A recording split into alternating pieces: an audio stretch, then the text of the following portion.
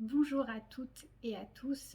Je viens aujourd'hui vous présenter l'Ayurveda, qui est une science ancestrale qui nous vient de l'Inde, afin d'aborder autour de l'Ayurveda les problèmes de fertilité que vivent de nombreux couples au jour d'aujourd'hui. Que ce soit des problèmes purement physiques comme l'endométriose, les syndromes ovariens polykystiques, mais aussi les adénomioses, les problèmes de trompe bouchée, les problèmes utérins, de glaire cervicale, et aussi l'infertilité masculine avec toute la spermatogenèse, et aussi toutes les personnes dont on n'a pas décelé d'où venait la problématique, mais qui ont elles aussi des difficultés pour pouvoir vivre une grossesse. L'Ayurveda, qui signifie connaissance de la vie, science de la longévité, est une science qui est ancestrale, venant de l'Inde, qui remonte à environ 5000 ans d'existence et qui se perpétue jusqu'à aujourd'hui en Inde, et qui est aussi reconnue actuellement dans le monde. L'OMS, l'Organisation mondiale de la santé, l'a reconnue, et elle vient tout doucement apparaître un peu en France, surtout au travers des massages, les massages ayurvédiques. Mais ça n'est pas que les massages, même si ça a un rôle important, ça va bien au-delà. Donc je tenais à vous présenter un peu ce qu'était cet Ayurveda et tous les bienfaits que vous pouvez en tirer pour aller vers peut-être une grossesse qui soit pleinement épanouissante, et qui peut aussi vous accompagner pendant la grossesse et au-delà lors de la maternité. Mais c'est un autre sujet. Voilà, c'était maintenant pour vous dire qui je suis. Je m'appelle Catherine Bravo, je suis kinésithérapeute, j'exerce depuis 34 ans. J'ai fait là une pause durant une année, et je me suis davantage formée à l'Ayurveda, que je connaissais déjà depuis quelques années, et que j'avais envie donc d'approfondir. Mon parcours a été justement tout autour de mon activité professionnelle, autour de la femme et de l'enfant. J'ai tout d'abord exercé en soignant des enfants qui avaient des retards moteurs dès la naissance, jusqu'à l'enfant qui avait de gros troubles neurologiques qu'on appelle enfants infirmes cérébro-moteurs, ainsi que des enfants qui avaient des troubles orthopédiques. Et suite à cela, je me suis trouvée confrontée à une difficulté à ne pas pouvoir aider les parents qui étaient dans une souffrance et un isolement social. Et je suis venue à me former à la sophrologie avec Catherine Lejaune, qui a créé à l'époque l'école de sophrologie du Nord dans les années 90. Suite à cela, en venant travailler avec la sophrologie, j'ai abordé justement les problèmes de fertilité, en m'occupant de femmes qui étaient à la fois en difficulté pour avoir des bébés, mais parfois d'autres femmes qui étaient enceintes et qui vivaient des gros troubles durant leur grossesse. Et donc, c'était quelque chose qui me poursuivait dans mon activité. J'ai ensuite quitté le nord où je vivais à Lille pour venir dans le sud de la France, à Montpellier. Et dans le nord, j'avais eu des gros problèmes d'ordre familiaux, et je me soignais avec l'acupuncture. Une acupunctrice qui me prenait en charge, qui m'avait fait découvrir beaucoup de choses sur moi-même, de compréhension sur moi-même. Et n'ayant pu trouver l'équivalent sur Montpellier, l'Ayurveda est venu à moi, et ça m'a permis de mieux encore me comprendre et de trouver un peu ce qui me convenait, parfois sur le plan de l'alimentation, mais aussi sur le fait de pouvoir me poser, de pouvoir prendre un peu plus soin de moi. Et durant cette dernière année, c'est ce que j'ai tenté de faire, de mettre en pratique sur moi-même les bienfaits de l'Ayurveda. D'autre part, je suis aussi une maman qui a 2 grands-enfants qui ont aujourd'hui 20 et 24 ans. J'ai donc aussi connu la maternité avec parfois des souffrances comme des problèmes de fausse couche à 2 reprises et aussi des problèmes de suivi de grossesse suite à une anomalie chromosomique qui était révélée chez le papa et donc chez mon fils, et donc avec beaucoup d'appréhension durant cette grossesse. Et durant cette période d'être maman, jeune maman, en kinésithérapie, je me suis formée dans la rééducation en neurogynécologie, ce qui m'a permis aussi, là encore, de soigner des jeunes mamans qui étaient parfois un petit peu démunies par rapport aux problèmes que se posaient avec leur bébé, donc de tenter aussi de les aider. Et puis d'autres femmes qui ont vécu parfois des accouchements assez traumatisants, et donc je pouvais avoir une écoute bienveillante vis-à-vis d'elles et de les rassurer autour de cette région sacrée qui avait été meurtrie. Voilà un petit peu pour faire le résumé de qui je suis et de mon parcours. Et là, je voulais donc vous présenter cette approche ayurvédique et tout ce qu'elle a comme intérêt pour les femmes, les hommes, les enfants, la grossesse, les cycles menstruels, notre vie de tous les jours. Elle peut être omniprésente et nous apporter beaucoup de joie, de bonheur. C'est en fait une approche holistique de la santé de la personne, c'est-à-dire qu'on ne va pas tenir compte d'une maladie, d'une pathologie, mais on va tenir compte de la personne dans son intégralité, c'est-à-dire qu'elle est à la fois un corps, un esprit, un mental, un émotionnel et aussi un comportement face à un environnement extérieur. Donc ça va être tous ces éléments avec lesquels on va tenir compte pour aller vers un équilibre.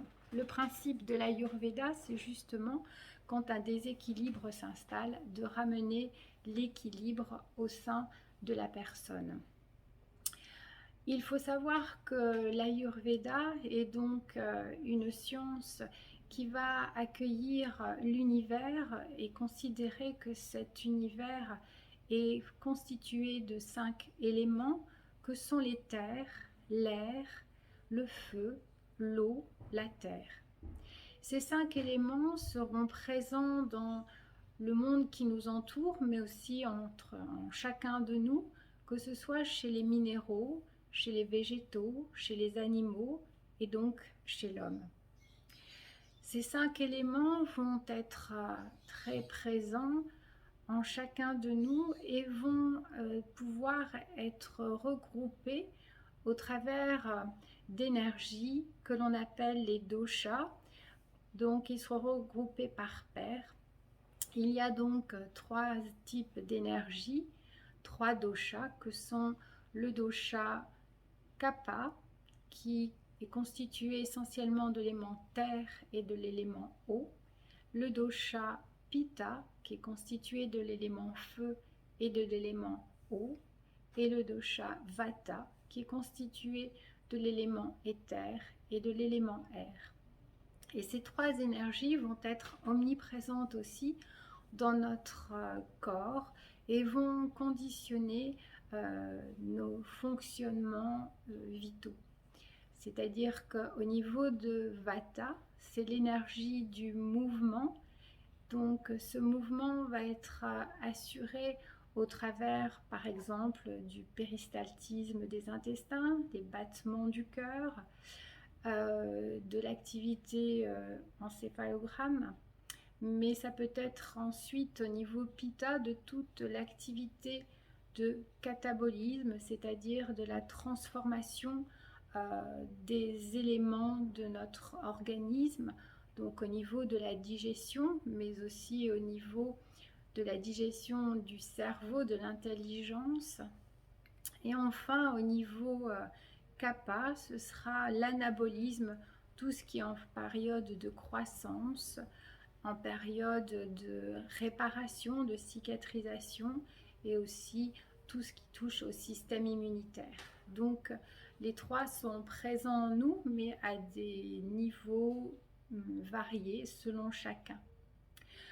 Donc l'on va chercher pour déterminer véritablement qui l'on est, à quel dosha prédominant nous appartenons, en cherchant ce que l'on appelle notre prakruti, c'est-à-dire notre constitution doshique, qui était présente dès la naissance. C'est un peu comme si c'était notre carte génétique, notre ADN, et on va pouvoir le déterminer au travers de tous les éléments desquels nous sommes constitués, dans une observation dans un premier temps, que ce soit observer notre peau, nos ongles, nos cheveux, nos yeux, notre langue, notre visage, notre physiologie, notre morphologie, mais aussi nos selles, nos urines et encore quelques autres éléments, mais j'aurais un peu cité l'essentiel.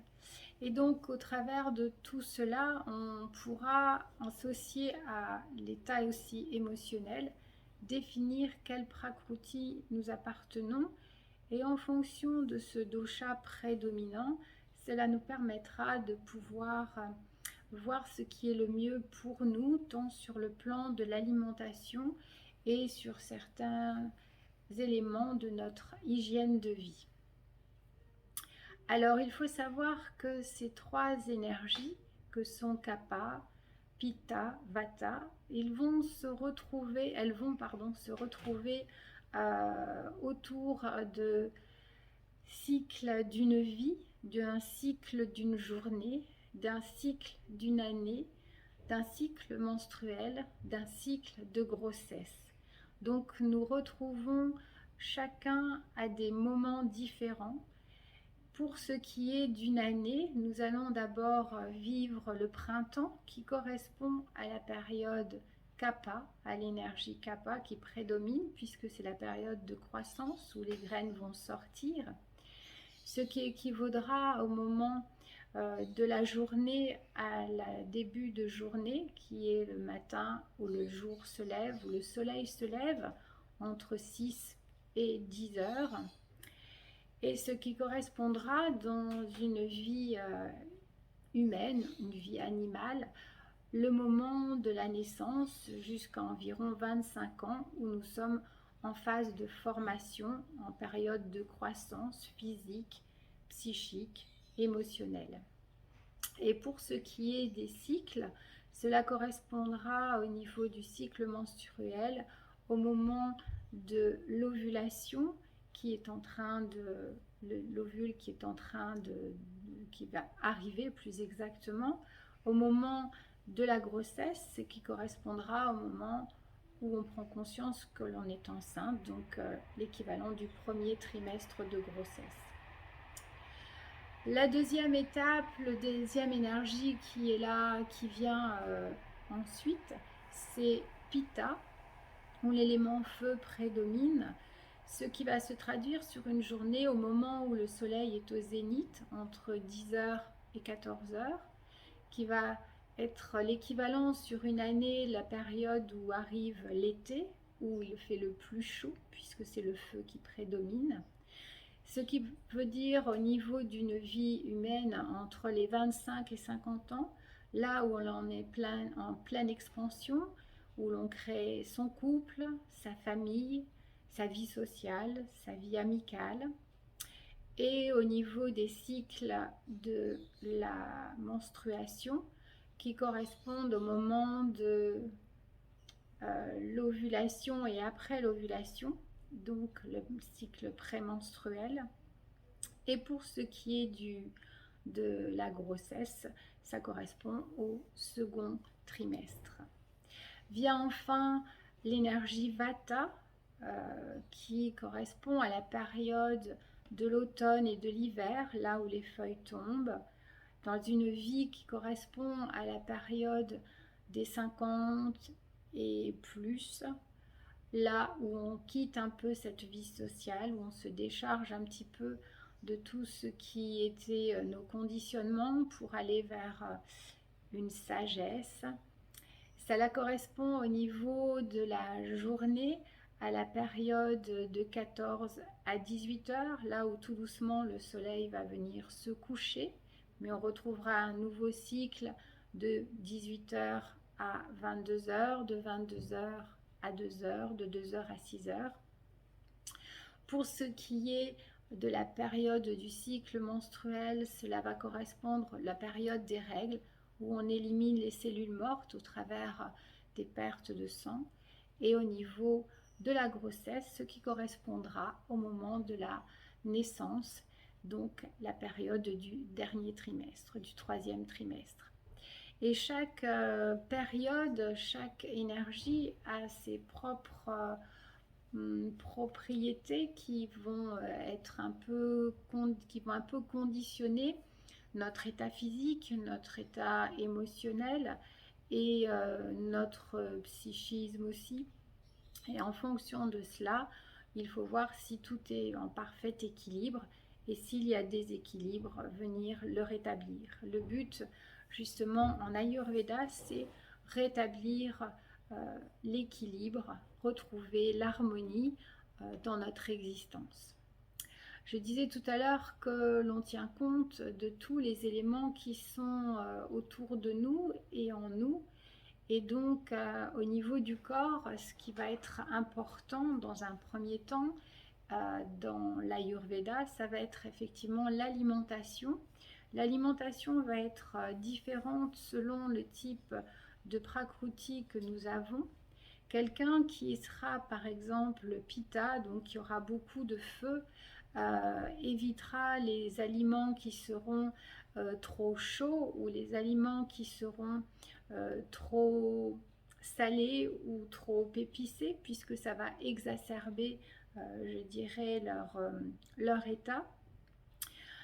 Et il y aura aussi des épices qui pourront servir un peu de, entre guillemets, de médicaments, donc pouvoir réguler l'organisme quand il est un petit peu donc en dysfonctionnement. Et puis aussi les herbes qui sont des herbes que l'on emploie là-bas, mais qui sont aussi celles que l'on peut utiliser par chez nous en fait, qui ont toujours des fonctions très riches pour rétablir nos déséquilibres. Mais il n'y a pas que l'alimentation, il y a aussi les massages. Et quand on parle de massage, les gens voient tout de suite aller vivre un massage que l'on s'offre. C'est très bien, c'est quelque chose qui nous fait beaucoup de bien. Mais en Ayurveda, ça n'est pas que ça. C'est aussi apprendre à se faire des automassages. Ces automassages, au préalable, on peut faire ce que l'on appelle un grattage au niveau de toute la peau avec un brossage plutôt au niveau de la peau pour nettoyer cette peau, éliminer toutes les cellules mortes afin que la peau puisse mieux respirer et ensuite pouvoir faire cet automassage avec des huiles qui vont pouvoir ainsi nourrir la peau et nourrir les tissus plus profonds et en même temps par ce mouvement de nos mains permettre une meilleure circulation du corps. Donc c'est aussi un moyen de prendre soin de soi, à la fois de soigner et aussi de se faire du bien. Donc il y aura différentes huiles qui vont être en fonction justement de notre prakruti et en fonction parfois des saisons. Et très souvent, les trois huiles qui sont les plus prédominantes, ce sont l'huile de sésame, l'huile de coco, l'huile de noisette. Mais il y en a beaucoup d'autres. Et puis après, c'est aussi en fonction des lieux où l'on vit. On fera peut-être d'autres, on utilisera peut-être d'autres huiles dans certains cas. Voilà, les huiles essentielles auront aussi un rôle intéressant à vivre pour parfois aussi rétablir des équilibres, mais elles peuvent être simplement être mises en avant pour pouvoir respirer de bonnes odeurs, mettre en avant nos sens. Donc chaque sens a un rôle important. sachant qu'en fonction des doshas, si nous sommes le dosha Vata, ce sera plus l'oreille, l'ouïe qui sera plus mise en avant, donc se faire plaisir en écoutant des sons, des musiques, mais ça peut être aussi jouer de la musique. C'est aussi au niveau de Pitta, le sens qui sera prédominant et la vision. Et là aussi, on peut bénéficier de regarder de belles choses pour se faire du bien. Et enfin, pour ce qui est de Kapha, c'est, que je ne dise pas de bêtises, c'est l'odorat et le goût qui sont plus prédominants. Voilà un peu pour résumer tous ces éléments. Et donc en Ayurveda, quand les personnes sont dans un état de déséquilibre, on va donc, comme je vous disais, ajuster son alimentation, faire des massages, mais aussi nettoyer le corps. Et le nettoyage, certains soins peuvent se faire là aussi au quotidien.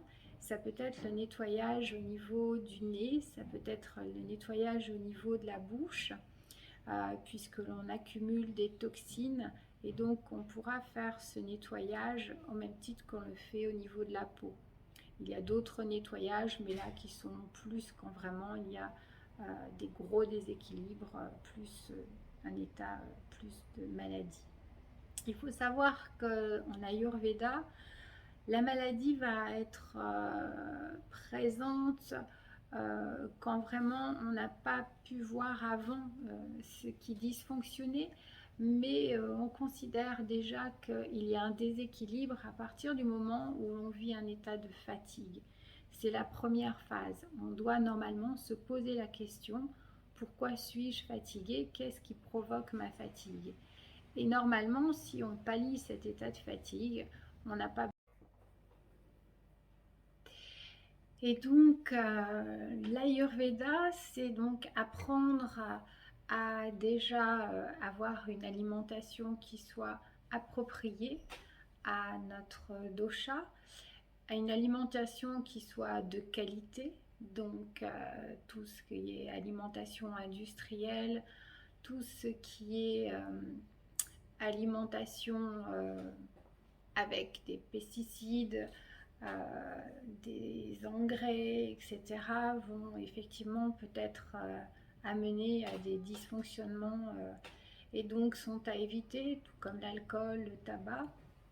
Mais c'est aussi une hygiène de vie de tous les jours au niveau du sommeil, de se coucher à des heures qui respectent les règles de la nature, de pouvoir manger à des heures aussi qui respectent les règles de la nature en fonction, comme je disais, des énergies et qui nous permettent aussi de manger tranquillement, de prendre le temps aussi de vivre sa digestion, de pouvoir manger en fonction des horaires qui soient respectés, mais c'est aussi prendre le temps de vivre des méditations, de pouvoir se donner du temps pour faire de l'exercice physique qui ne soit pas excessif mais qui soit hebdomadaire, de pouvoir se donner des moments où l'on se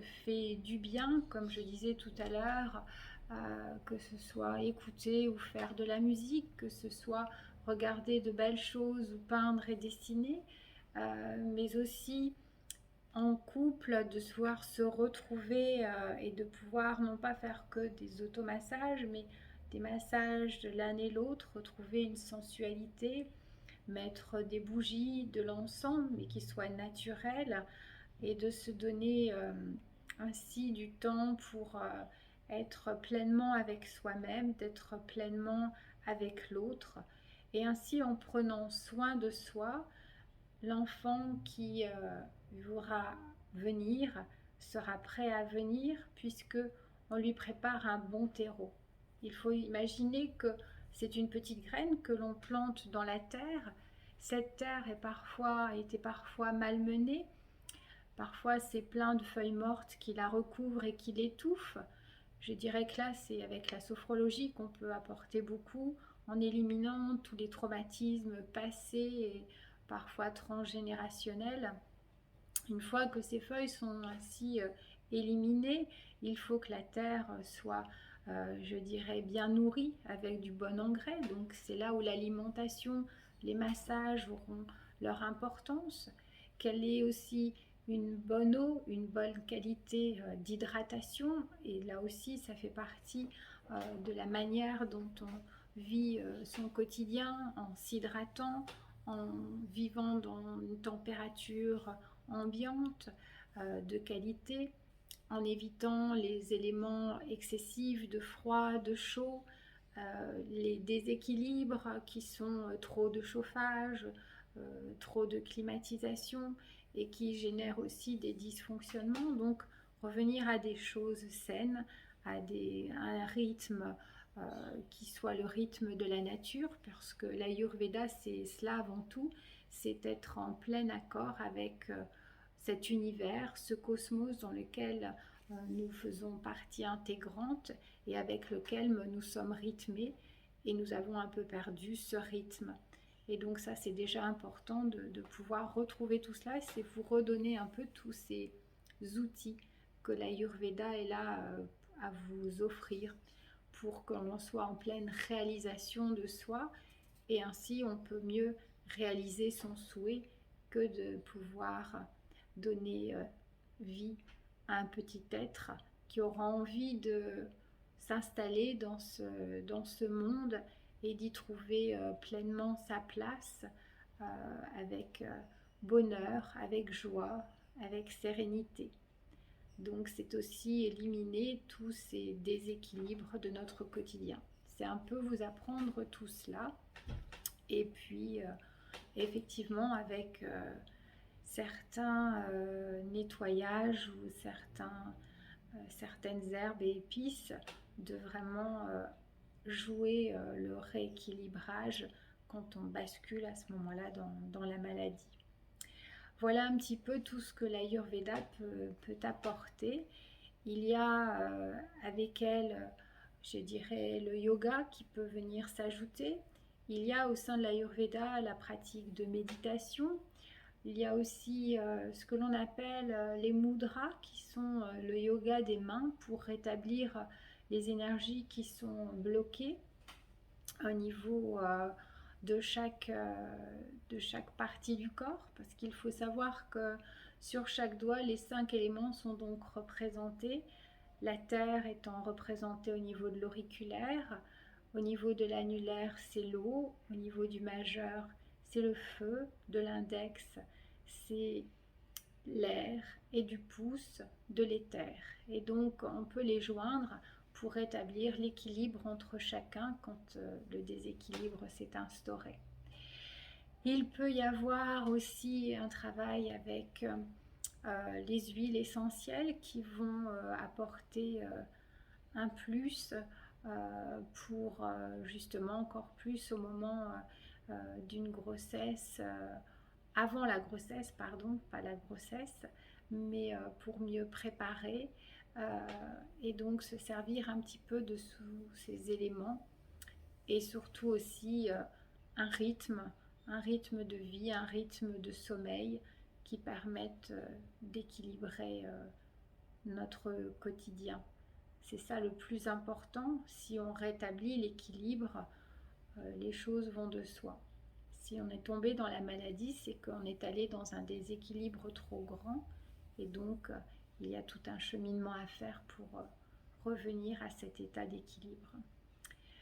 Voilà un peu pour vous expliquer tout ce que l'Ayurveda peut apporter et dans cette connaissance de soi, dans cet soin que l'on porte à soi-même, dans cette écoute de soi, de soi avec son environnement, dans ce respect de notre existence pour vivre le respect de son couple, le respect de la famille que l'on a envie de créer. D'abord, effectivement, respecter qui l'on est pour pouvoir aller vers cette création, cette grossesse et cette joie de fonder une famille. Merci pour votre écoute et je vous souhaite à tous plein de belles choses. Et voilà, je vous laisse mon site qui vous permettra de mieux savoir ce que je veux mettre en place auprès de vous pour que vous ayez le meilleur, que vous viviez le meilleur, pour vous réaliser pleinement et réaliser votre désir le plus grand. Très belle journée à tous.